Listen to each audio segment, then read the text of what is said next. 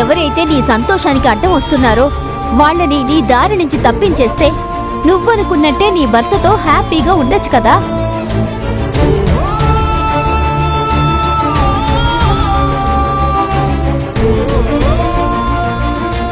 అది కాదే అమ్మా, నాకు నా చెల్లెలు సుఖం సంతోషం ముఖ్యం.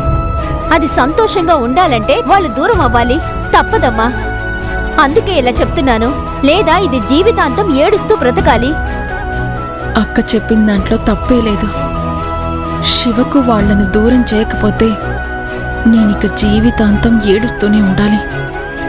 అలా జరగడానికి వీల్లేదు.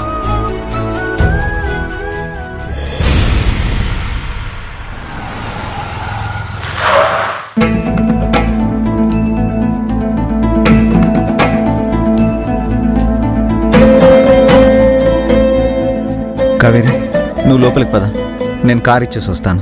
ఏం అవసరం లేదు, కార్ ఇక్కడే ఉంచండి. ఇంకొక డ్రైవర్ వచ్చి తీసుకెళ్తాడు.